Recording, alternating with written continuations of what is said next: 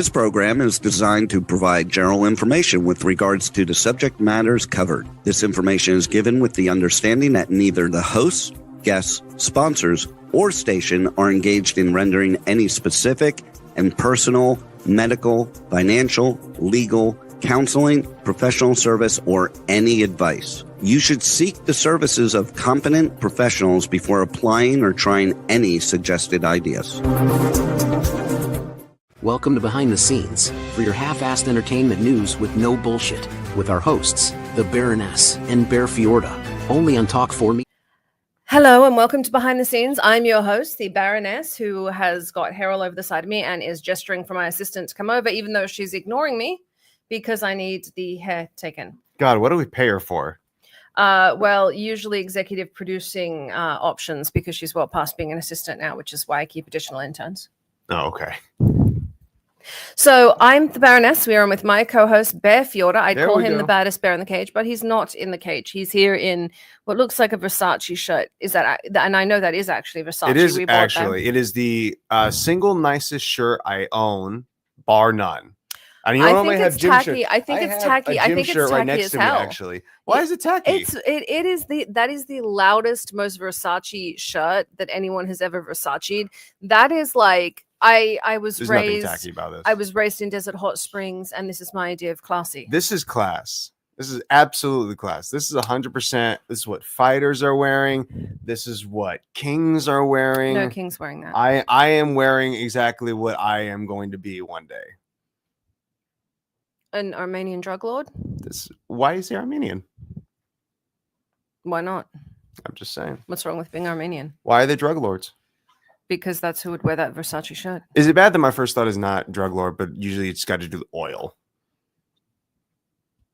Yes. Oh well. I love my shirt. I'm not changing it. Now, beside that, there was an issue we had with, I think we were talking about Diddy earlier and how he's apparently on Rico now. They finally got him for that too. Oh, no. They've hit all the markers for Rico. He's definitely going But down. are they going to charge him for it as a thing? Oh, they already are. That's what he's on trial for.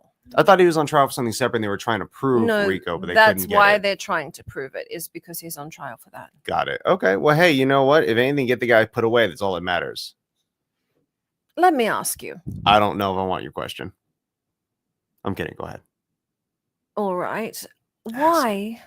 Yes. Why do you not understand the basics of what's going on with Diddy right now? Because I don't pay attention to it. Why? I hit people for I don't care what's going on with Diddy. I care that he gets put away. Why? That's my top concern. If you don't know what's going on, why do you care that he gets put away? Because I know he puts baby oil on people, and that's fucking weird. You put Vaseline on people. That's for fighting. He does not baby oil up his escorts and have him fight his girl or whatever. Has it been talked about in the case? Do they have gladiatorial matches in front of him? Is that how he does it? Violence. It's definitely violence. Yeah, it's a weird kind of violence. I don't know.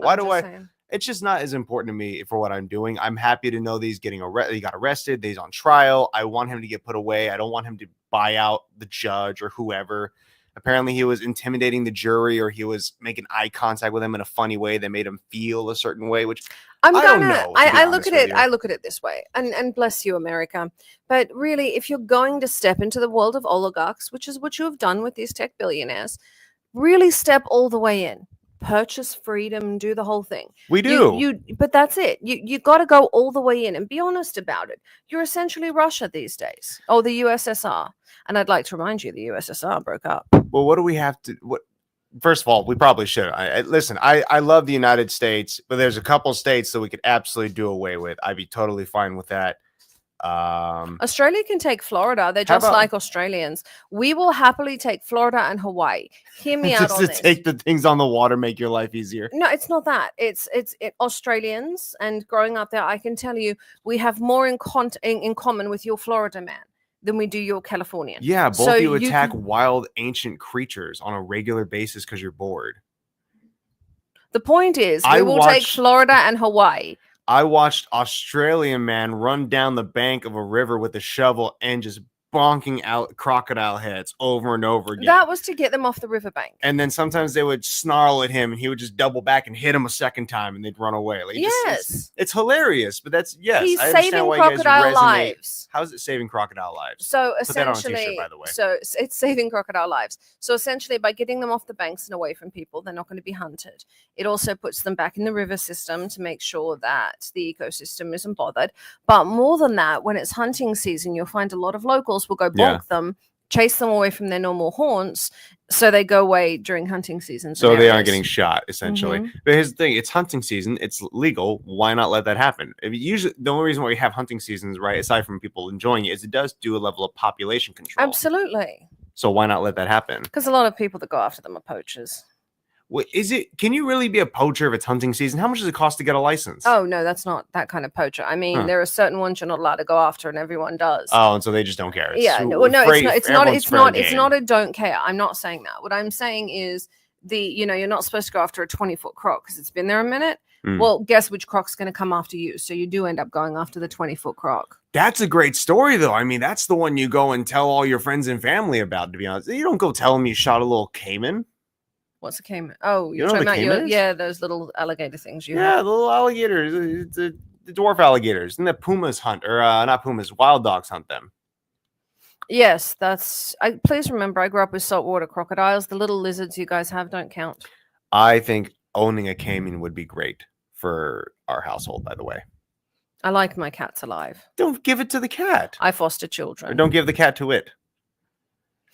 The caiman... Let me tell you a story. There was this guy. He was rescuing cats. He was a very nice man. And he'd bring home a cat and he'd put it out and he'd let it, run in the yard. It would be there a few days. And then the coyotes Is this going to make me sad? And then he went to the shelter and he got another one. And this happened 4 or 5 times. And finally, the shelter owner asked him and said, "What happened?" He said, "Well, I keep, buying these cats, but the coyotes keep eating it." And, the response online was, "It sounds like you're feeding shelter cats to coyotes." Yeah, it does. That's the problem. That we feed shelter cats to coyotes? Yes, cats should be indoors. They're not native and indigenous to an area. House and cats. Any cat. Cats are not native to the United States. So they were imported. And because of that, they are not a native creature here. Are you saying that if the cat was born here in like our household, it would not have an understanding of how to operate within the household? It has to be cats are not natives, so they shouldn't be outdoors. They affect the wildlife in the United States. There's a reason outdoor cats are illegal in Australia. You should not have loose cats. You should not have feral cats. They destroy. Literally, the most prolific killer on the planet is a wild cat. What is it? There's a tiny African cat that has the highest kill rating of any other big cat out there because it's just so good at hunting and keeping itself hidden, like 75% accuracy. But I will say this though, how about this? Let's say they're not native, right? But they lived here hundreds of years already. Could they not have just figured it out? No, they're still killing the species. And they haven't been here hundreds of years. They've been wild. Look at the West Coast. They've been about 100 years. They've been here wild. And they're killing small bird species. They are the largest eradicator of birds. And by the way, I am saying this, and I do not want people who are huge fans of PETA to take this as an eradication effort on cats. I do not believe in that. PETA would eradicate all animals if they could help it. I know. They do. They kill more animals than anybody else. They kill more animals than anyone else. They'll take your stray dog off your dog off your lot, claiming it's a stray, and then put it down. That has happened more than once. Yeah. Because they believe an animal's better dead than in servitude. Servitude? It's a fucking dog. I'd like to remind everyone, every time we use bad language, we give money to the Boys and Girls Club of America, the Humane Society of America, and Free MMA. He swears because we care. Fuck yeah. It's a slave. His name is Charles. He has a onesie. You leave him the fuck alone. He's wearing it right now. It's not okay. PETA broke into my house and stole my cat. PETA is very problematic. Yes, they are. Would you get Fiskey, please? I'm being dramatic. I'd like to. But that is how they respond to it. Yeah. And essentially, they believe that the animal's better dead than released. Than in a human household. Now, let me tell you. Oh, I hear the cat screeching back there. My cat's awful. I asked her to get it. He is not a friendly boy, but he is not a creature that could survive on his own. Fuck no, he's not. His name's Fizgig. He's been indoors his entire life, and that's the least of his escaped problems. Twice First time he hid behind trash cans in our yard. Second time he beat on the door until we let him back inside because he didn't mean to go out. Now, I'd like you to meet Fitzgig. Come here, baby. I'd like you to meet everyone. He's a flat-faced Persian cat with very dirty eyes. It's a punch-faced cat. Yeah, he's not. Hang on, he's caught my hair, please. He's not letting go is what he's not doing. Now, I'd like to say he is not equipped for living outside. He is an indoor cat. And a cat like that, and that's part of Peter's thing, is cats like that shouldn't be bred. Right. We got, Didymus is just the same. We got him from a shelter because somebody tossed him away once he wasn't good for breeding anymore. Didymus is the second cat that we have. I have a Jim Henson. I have a Jim Henson thing. We have Fizzgig from the Dark Crystal. And Sir Didymus from the Labyrinth. Because he smelled. That's why he was called Sir Didymus. This one was called Fizzgig because he was a screeching monster. Does that cat smell sometimes? He was a screeching monster. The other was called Didymus because he smells, the bog of eternal stench. But essentially, it has more to do with their belief that no animal should be held in servitude. And, I'm not a big meat eater. I'm not... Are you There's having a something stroke? in my eye. I understand. It's stabbing me right now. Okay, well, fix it on air so it's interesting for everyone else, or sit still.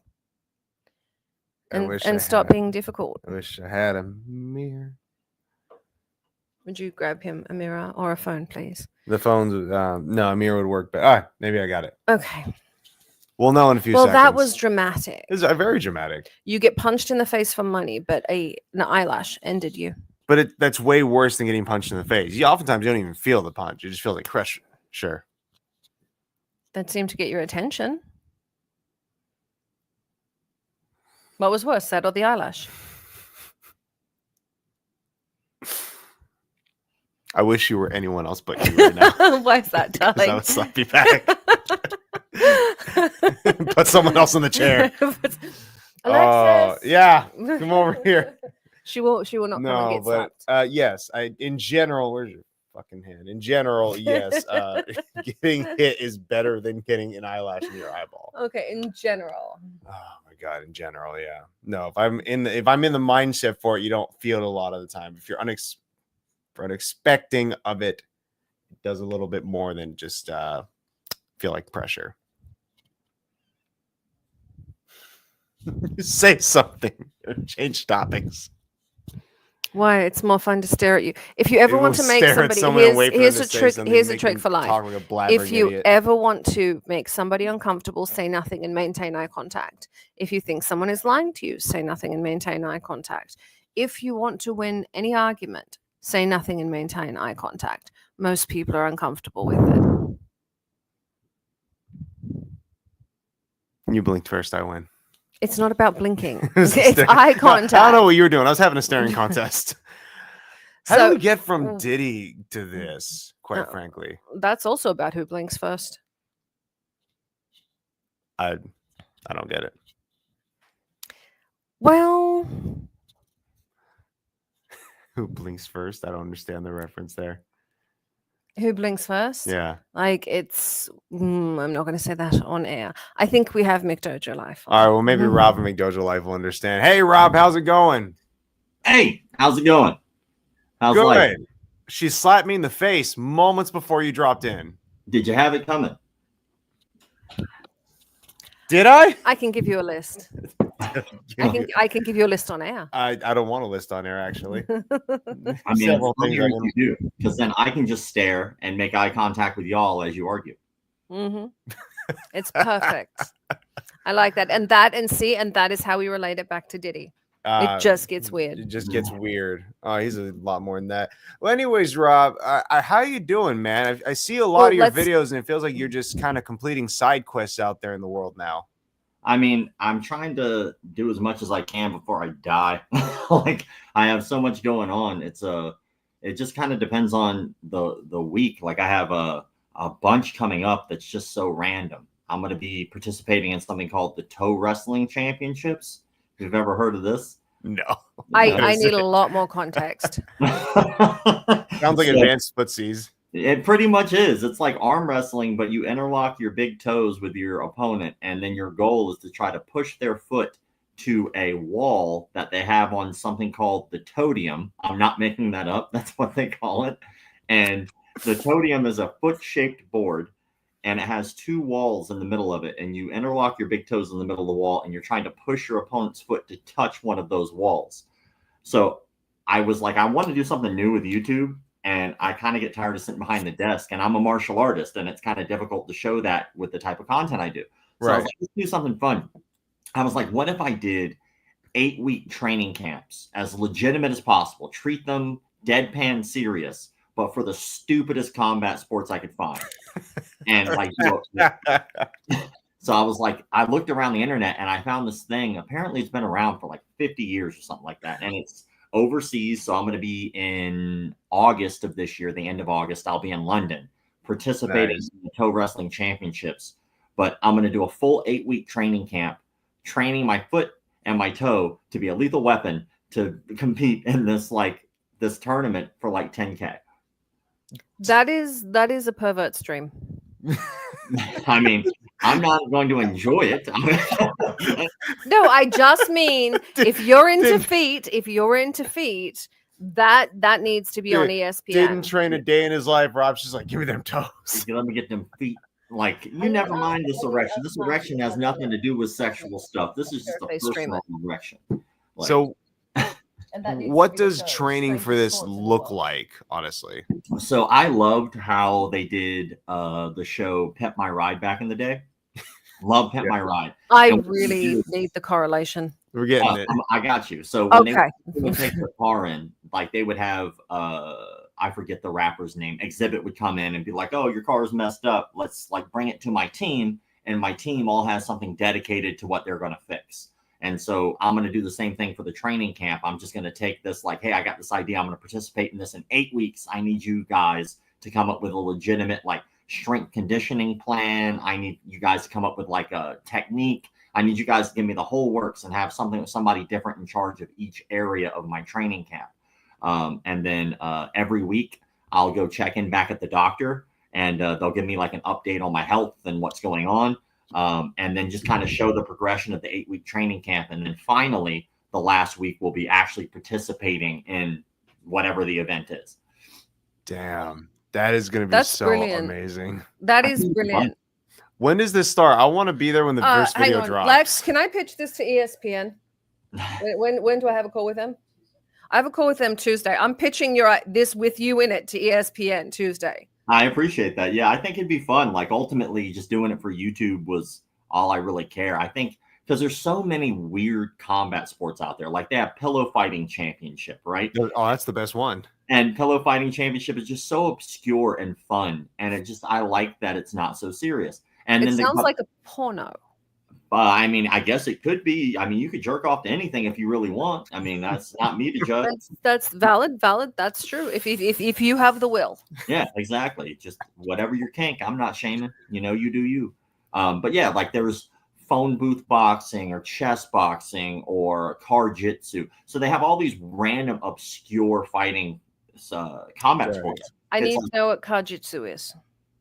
Car jitsu is what it sounds like. So it's they have a car, and inside the car they have two competitors, one in the driver, one in the passenger seat, and they have their seat belts buckled.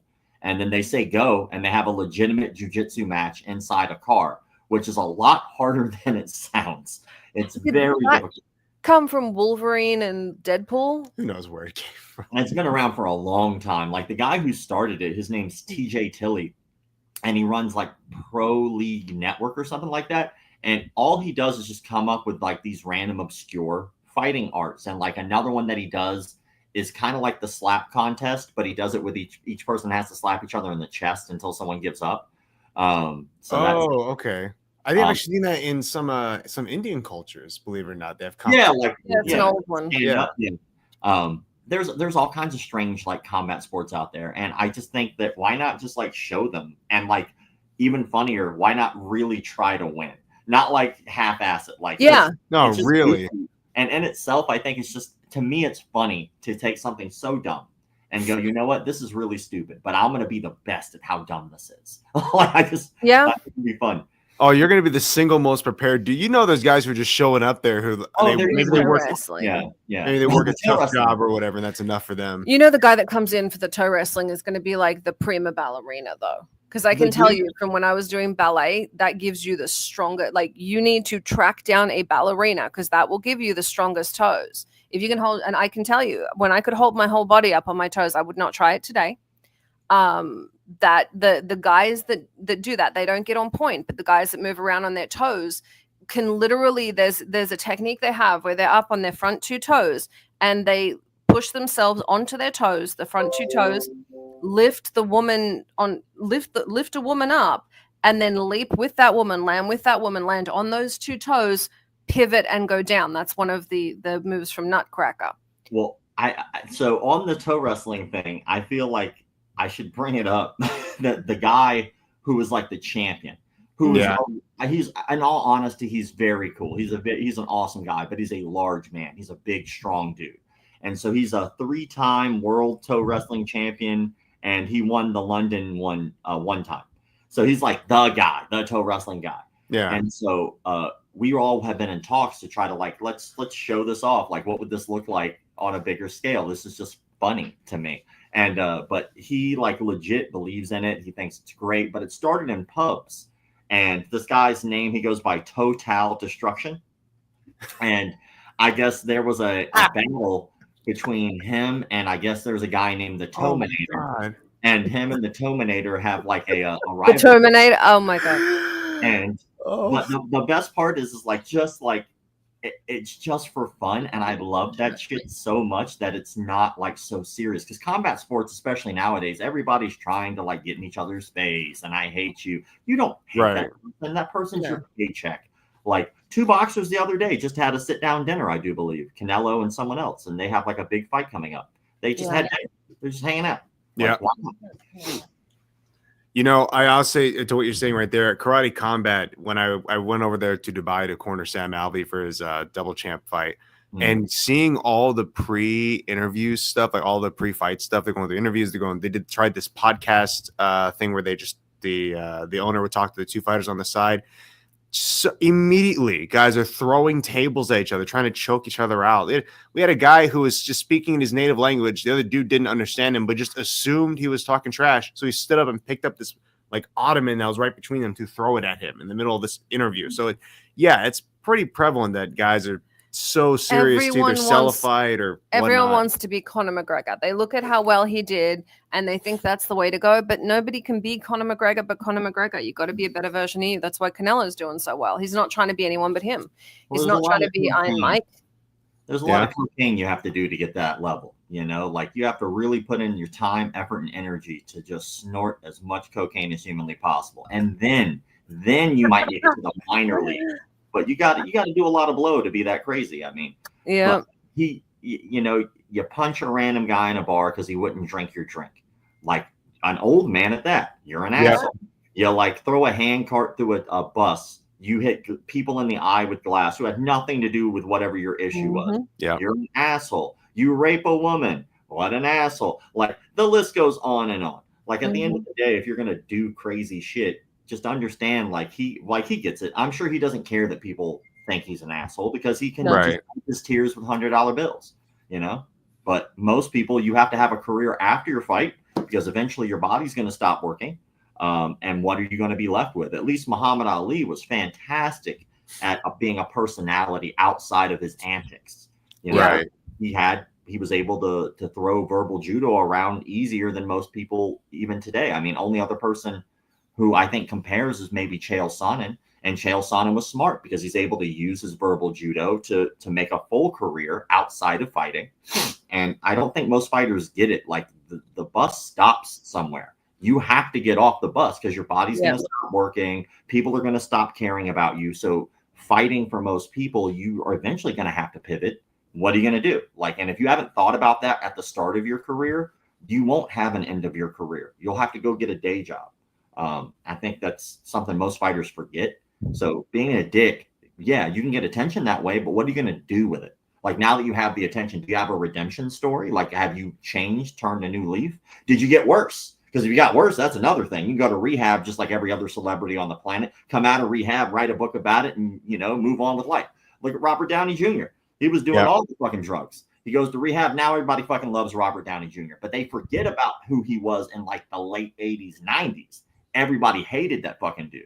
And then Iron Man comes out. He gets a redemption story, right? But not everybody gets that. Like most of the time when the bus stops, you don't get number 2 chance. Like you got one shot. Good luck. He also chose a character that was not overly likable. He wasn't stupid. He didn't go in and audition for Captain America. He's like, oh, this guy sells warheads to bad guys, and he's kind of an asshole the whole time. I got this. I know this guy. Yep. And and now he's going and playing Doom. Like it's he knows who he is.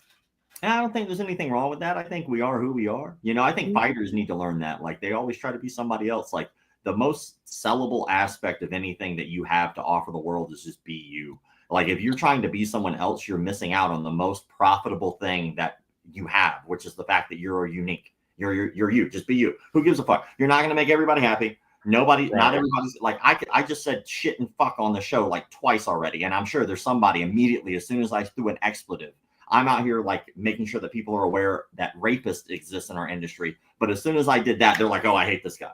Like, that's just how life is. And so you're not going to make everybody happy by being yourself.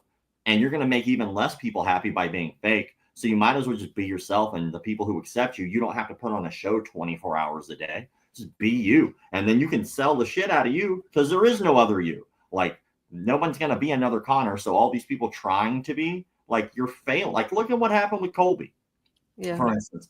He created a character. And yes, for a short period of time, that got him attention, right? But now, like, is he really in those elite like he used to be? Is he really competing like he used to? Like, I don't remember the last time he even had a fight, to be honest. Yeah, no, he's not. So what does he have left? Like, does he just go back to being himself? Well, then no one recognizes who he is. So he has to basically start all the way over. It's like, just if he would have started as himself, which apparently was a very likable person, then he would have, I think, been way more successful. That's just my opinion. I mean, look at Stephen Wonderboy, Stephen Thompson. Oh, perfect example. That's him. That is who he is. He's never put on a show for anybody. He is genuinely that person. Like his dad. I many a time at Karate Combat, and I visited them at Upstate Karate, like at dinner, just talking to his dad. And his dad is like, yeah, man, he's just so nice. Like, I need you to turn off the nice. And like, it's hard for him because he's not that other person. He is Stephen Thompson. And I think that's why he's been marketable. Like you can put him on an ad and people know what they're getting. Same thing with GSP. GSP's just kind of a nice guy. Like, that's it. That's who he is. Like, that's GSP. And he's marketable that way. And go ahead. I was going to say, I also think it's nice when you see people like Canelo having dinner and these guys going in and acknowledging that this is my job. It's not my job to hate you. I don't want to hurt you to the point that, I injure you out of competing. Like one of the things I know he felt guilty as for was he took a guy out of. Well, here's the thing. And I think that gets a little. It's about winning, not, killing the other guy. And by making everything level 10 high stakes and trying to sell it that way for so long, everyone's desensitized. So what's getting attention is being nice now. Well, yeah, it's weird. Like if you look at any of the great juxtapositions, like if you look at Magneto versus Professor X, they don't hate each other at all. As a matter of fact, they're very close friends who have difference of opinion about how to handle ideology. Yeah. Right. And so, but they don't hate each other, but they still fight. But it's not because they hate each other. It's because their ideologies, like you said, are different. And in order for them to accomplish their particular goals, they get in each other's way often. But it doesn't mean they hate each other. Like, and so if you look at a lot of like rivalries over the years, look at Mike Tyson and Holyfield, right? Yeah. Mike Tyson and Holyfield now, do they hate each other? Absolutely not. Like they're in business with Mike's bites, their little ears where there's a bite missing. Yeah, I mean, like Holyfield gets some of that. They don't hate each other. Like they had a moment, and now they're, they had a rivalry. Or look at Florida, Georgia. Do you think those two colleges hate each other? No, because now, especially with football players being able in college to make money off their likeness, they probably love the fact that everyone thinks that this is a rivalry. when they're done with that game, they made so much damn money. If somebody told me, hey, I need you to go to dinner with this person, and yeah, they don't believe in what you believe, and you're probably going to fist fight them at the end of this dinner. And then I sat there. Why do I have to spend this entire dinner being mad at this person and pretend when I know at the end of this dinner is a massive payday because they exist? Like, I'm not mad at that. We can have a great dinner. And then afterwards punch each other in the face because that's what we're getting paid to do. And then sit back down and talk about how we punch each other in the face. You know what? This is exactly what Sam always says all the time. And that is that he doesn't want to fight someone who's like an asshole, doesn't want to fight someone he doesn't like. He'd rather fight his friend. Why don't both of you make money out of this occasion?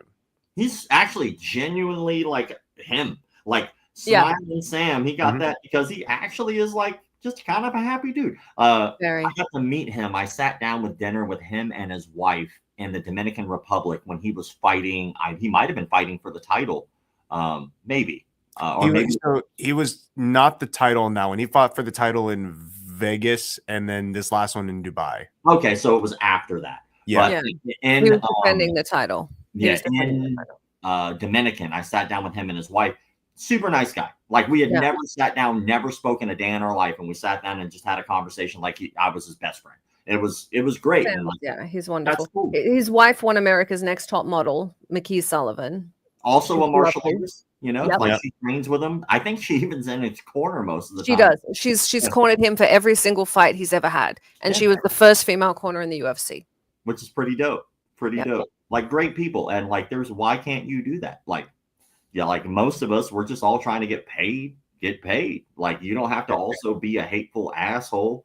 Like save that for people who are genuinely hateful assholes. There's plenty of them. We don't need people to pretend. It's not the WWE where you have to like, oh, we need a heel. Can you be that guy? Like, no, either you are or you aren't. Like The Ultimate Fighter. One of my favorite scenes from The Ultimate Fighter is when GSP was on The Ultimate Fighter. And the other coach, I don't remember who his opposing coach was, wanted to mess with him a little bit. So they boxed in his car. Right. And so GSP looked at it and he just hit the button and it opened up his trunk and he went through the trunk and still got out. Like he wasn't mad. He wasn't upset. He was like, that's funny. He got in his car and left. That was it, and that's one of the reasons that he's a legend. Like, that's a great way to be endearing and kind of digestible to huge populations that watch that. That's just a very human response. That's how we'd get through the day. Yeah. And what makes more money? What makes more money? A rated X movie? Or a rated G movie. If I was going to say this movie is rated X, we're going to put it on the big screen and it's going to play all over the country, but only in theaters, not streaming. Obviously, porn makes a lot of money in streaming, right? But only in theaters. And then here's this G movie right next to it the same weekend. Why does a G movie make more money? It's because it's a larger audience. And so same thing with like a personality. Why does a nicer personality have more longevity? Because it's a bigger audience. More people like genuinely nice people than they do assholes. I will say, Joe had said, Joe Daddy Stevenson, he said he's been on both sides and genuinely been on both sides. And the reason he said he was on both sides, he said, I was an alcoholic and I was not a nice drunk. He's like, so I can tell you I've been on both sides. I've been the really nice guy and I've been the guy that everyone's like, oh shit, Joe's here and takes off. He's like, and it's better to be the nice guy. And I know since you've been training with him, he's always kind of been this nice guy. Right. But apparently he did for a while have a reputation for being quite wild. I mean, it happens. Booze will do that to you. Yep. Well, that's it. That was one of the things they're looking at. Diego Sanchez, same way. He's always been a little crazy, what I heard, though. About he's always been weird. He was very eccentric, like he's always been an eccentric dude. But hopefully he's in a better place than he has been. I know he went through a rough patch for a while there. So he's married and his wife's managing him now. Awesome. That's much better than his previous. Oh yeah, that's well. Yeah, we don't have to dive too far into that. But I've been already did that. We did that a while ago. Yeah. I had this question in my head from the moment we started this. This whole section came about because we're discussing how guys don't really have an afterthought of what happens when my body breaks down. How did I carry myself throughout my career, and can I parlay this into something else? And I think what happens is people hear this information and think, no, that guy just failed at fighting. I can do this my way and I'll win and I'll be right. And I'll be on top because of it. So why do you think that's so prevalent? And probably in most sports too, where guys either don't have a personality or they take on a persona Why do you think they still do that even after watching it fail so many times? I don't know. It's tricky. I think that's probably a case-to-case basis thing. I know that if you look at the UFC currently, at least with the roster and how things are going, the UFC currently is having a hard time producing stars, like people who have it, right? Naturally. You have a lot of Dagestani guys who barely don't speak any English whatsoever. They're complete killers, but they're terrible on the mic. So they don't know how to cut a promo to save their life. But they're murderers in the cage. And I think that shows that it is very important to be good on the mic. But I don't think you have to change who you are to get a little bit of coaching on how to work a microphone.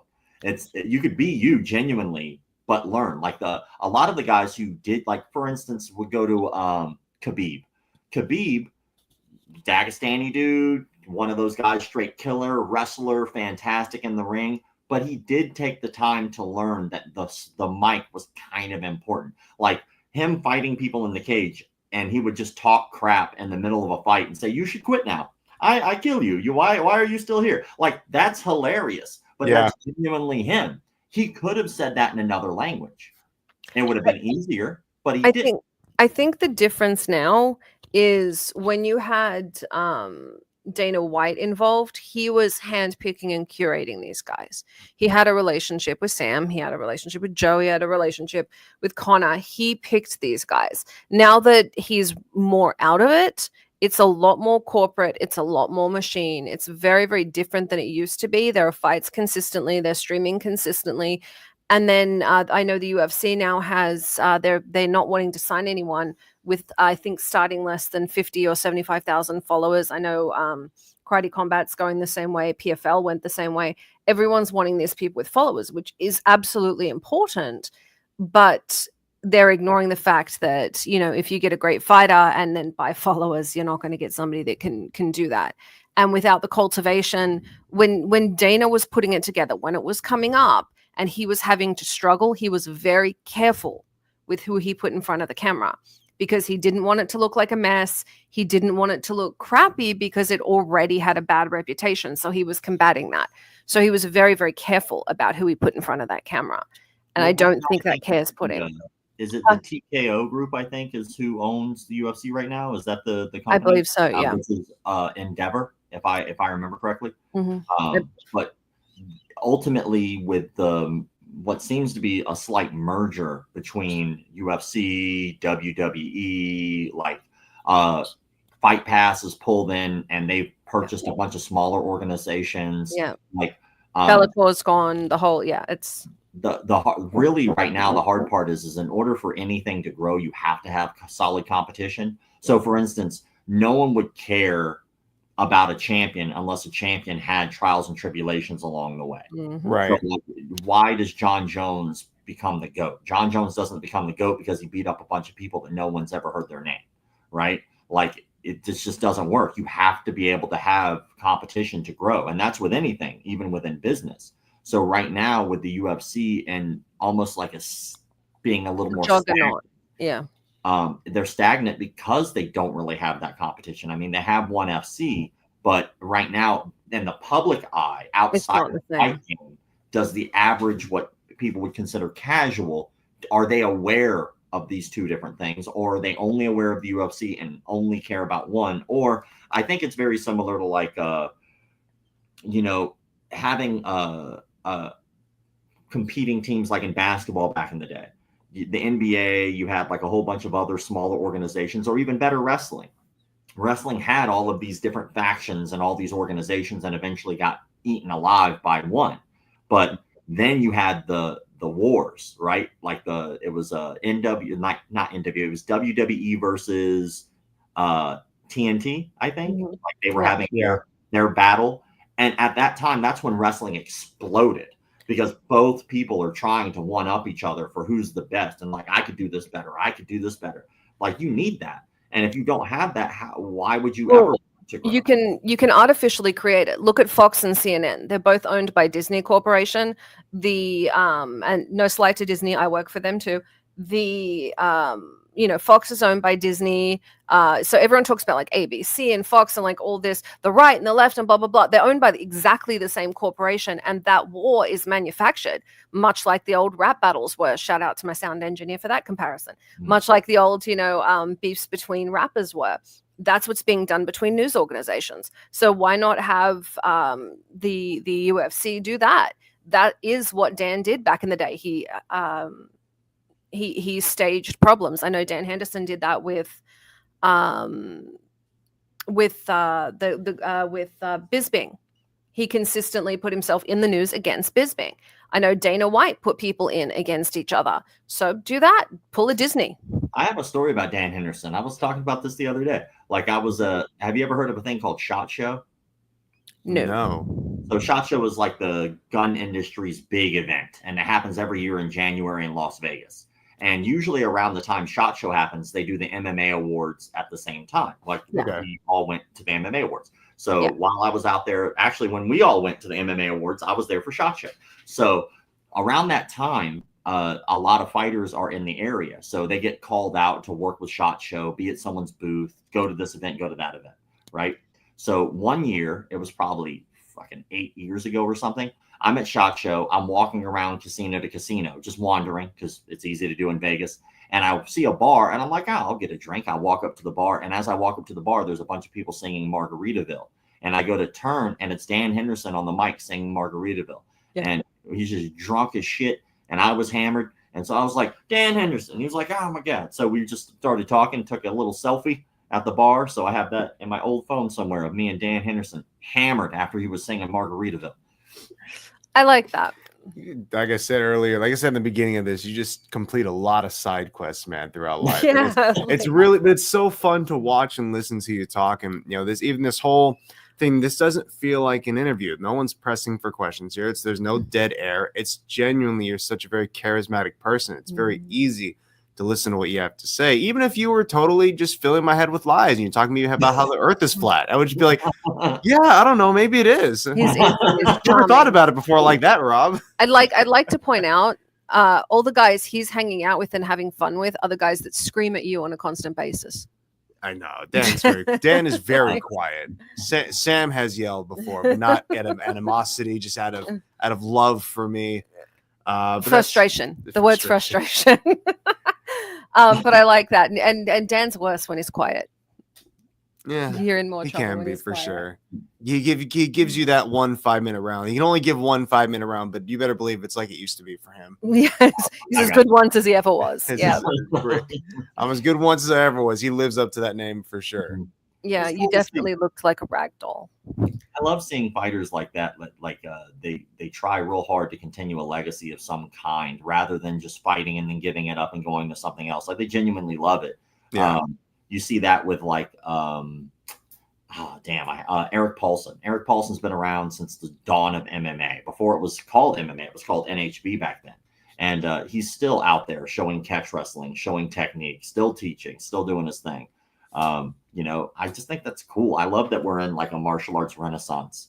Yeah. Like, you see a lot of these legends, right? From like 93 on, a lot of these legends who are still around. Like you can just go train with them. It's very similar to like a renaissance, like with painting and art, like the old school renaissance. It'd be like, oh, Da Vinci? Yeah, he's right up the road. You just like take 2 lefts and a right over here. He's right in that parking lot in the Sam's Club. You're going to go over there. You're going to take Da Vinci's class on Wednesday. And that's kind of where we are right now. Like we have these amazing artists, martial artists, but artists like Eddie Bravo completely revolutionizes no-gi jiu-jitsu, like from the ground up. And who's his instructor? Not somebody who was an asshole who told him you can't do that. You have to do this for me under my name.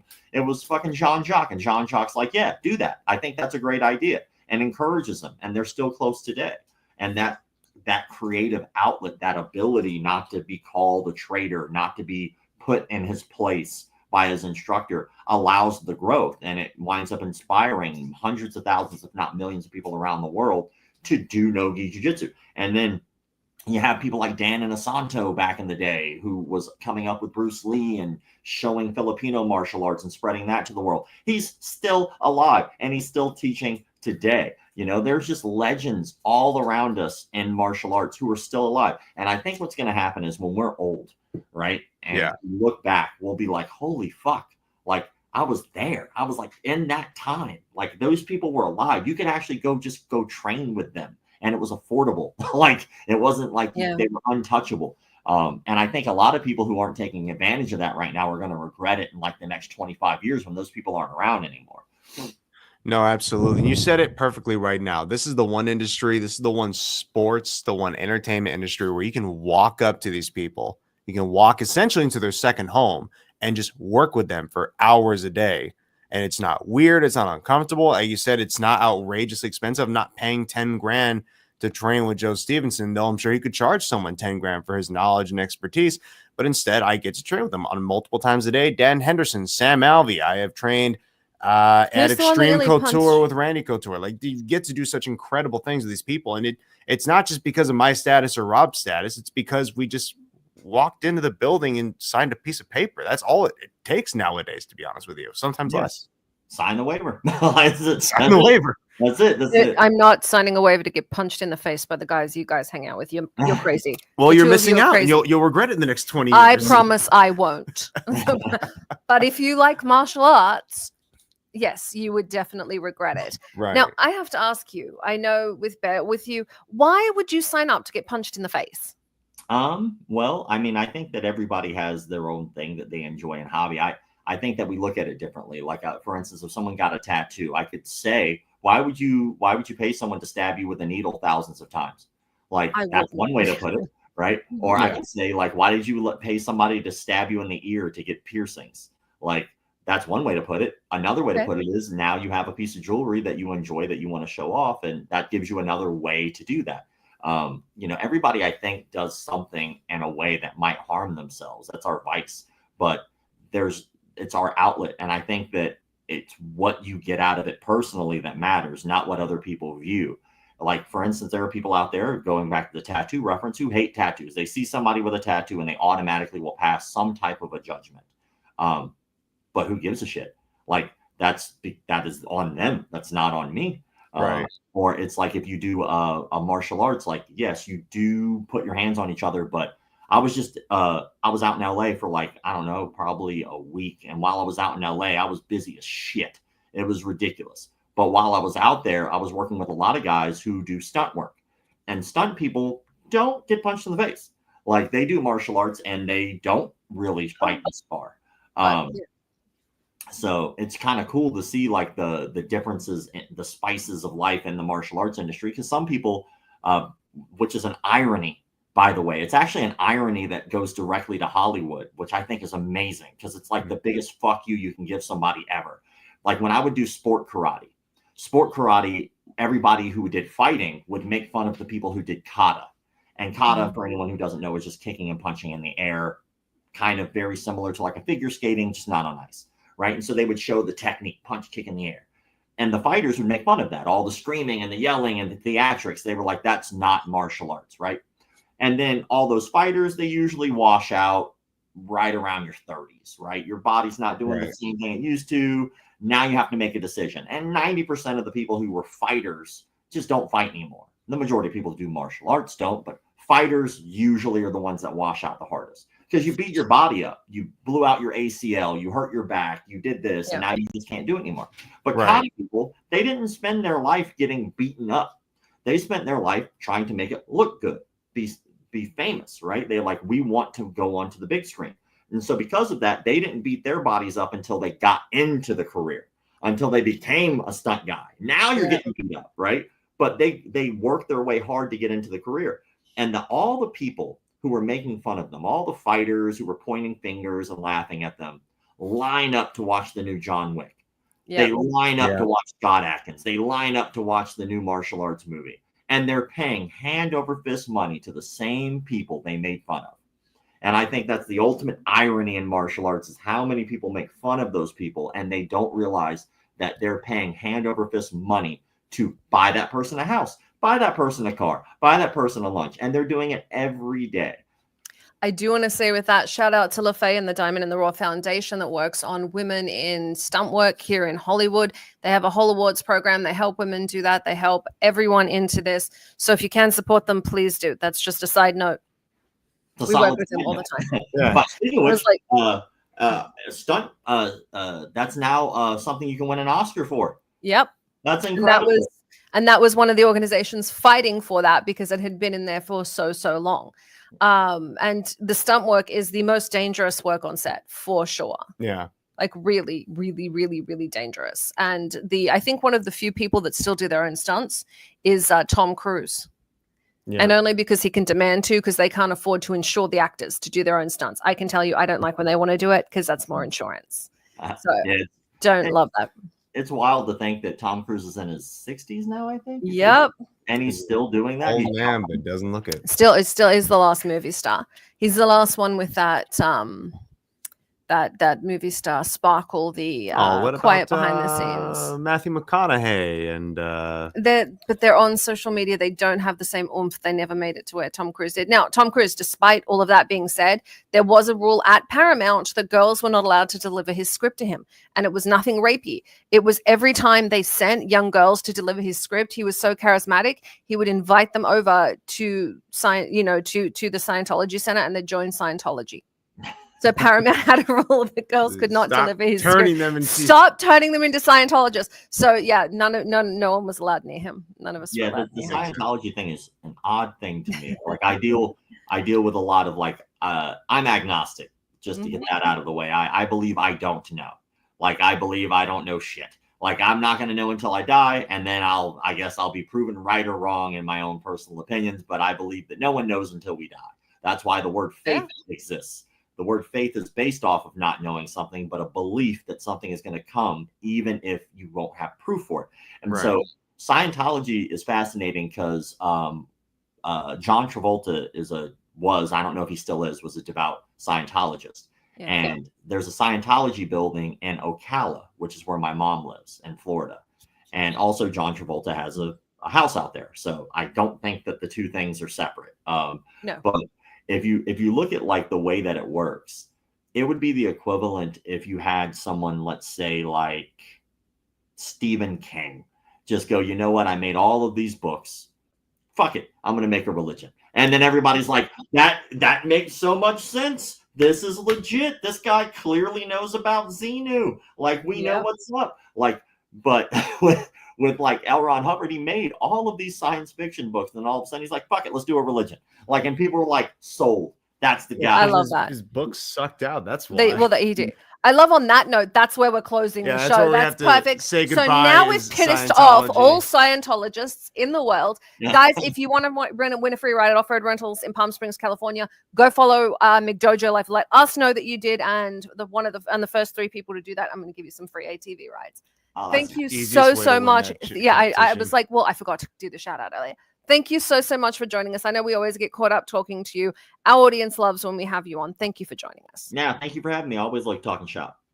Absolutely. Guys, make sure you are following McDojo Life. You can follow the new sports that he's doing. And he also tells you what's safe, what's not, what's real martial arts and what's not. And I swear to God, Bear, if you're going to wear that shirt, sit up straight. Otherwise, it makes you look like you have a belly you don't have. You don't have a belly, but where that thing's curling, it's making you look like you have a belly you don't have. Sit up straight. Flat. I'm the Baroness of Ayrshire and Glen Lyons, Summer Helene. We're on with my co-host, the hairiest bear in the cage, Bear Fiorda. And now he's showing hair out of his Versace shirt. Good night. Good night. This has been Behind the Scenes with the Baroness and Bear Fiorda. Only on Talk 4 Media.